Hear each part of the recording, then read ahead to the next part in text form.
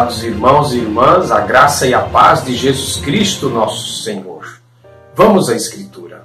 No princípio era o Verbo, e o Verbo estava com Deus, e o Verbo era Deus. Evangelho de João, capítulo 1, versículo 1. Pai Celestial, nesta oração peço ao Senhor, abençoe a cada uma das pessoas que neste momento ouve esta Escritura.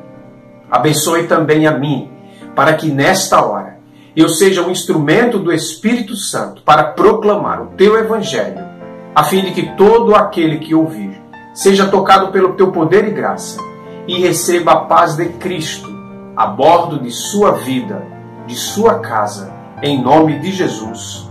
Amém.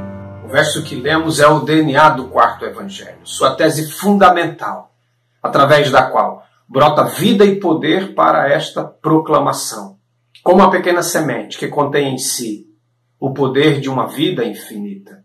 Claro que esta semente precisa ser sepultada, cultivada. Enfim, se o Evangelho fosse um oceano, então seria um grande oceano. E convido a todos para navegarmos neste oceano, para enriquecer a nossa vida com palavras de fé e esperança. Porque este Evangelho é também resposta às necessidades mais profundas da nossa alma. Não é um Evangelho produzido em laboratório, um Evangelho produzido em gabinete, não é um Evangelho de teoria abstrata, mas é resposta, mas é amor, mas é luz, é ensinamento que deve ser entendido com o coração e com a alma, e não só com a mente. Se toda a Escritura Sagrada se perdesse, mas se somente um versículo deste Evangelho fosse preservado, nós diríamos que ainda seria suficiente. E este verso, garanto que todos os senhores e as senhoras conhecem, é o verso do capítulo 3, versículo 16 de João, que diz que Deus amou o mundo de tal maneira que entregou o seu Filho único, para que todo aquele que nele crê não pereça, mas tenha a vida eterna. Trazendo um pouco essa palavra para mais perto de nós, eu diria que Deus vos amou. Deus vos amou de tal maneira que entregou o seu Filho, para que todo aquele que nele crê não pereça, mas tenha a vida eterna. Crer é não perecer. Acreditar é não perecer.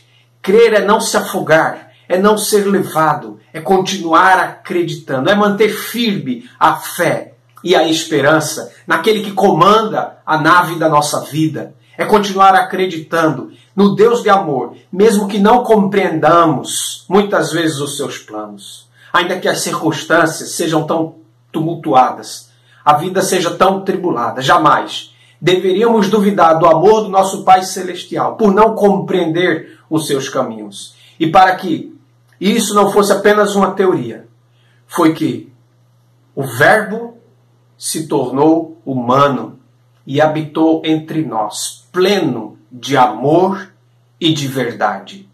Evangelho de João, capítulo 1, versículo 14. O que é a encarnação do Verbo? Quem é o Verbo?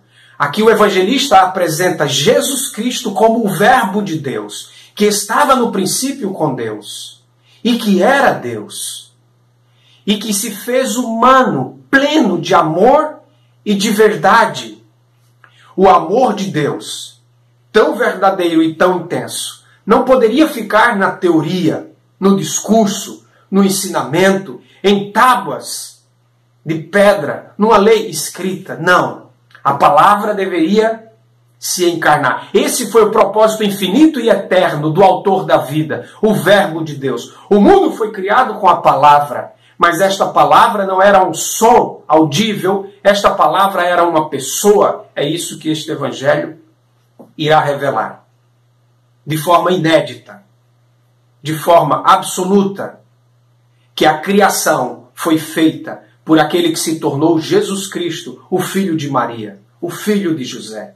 E aqui está ele, diz o evangelista. E nós vimos a sua glória, glória como do unigênito do Pai. Portanto, este Evangelho é um DNA do Verbo, podemos assim dizer.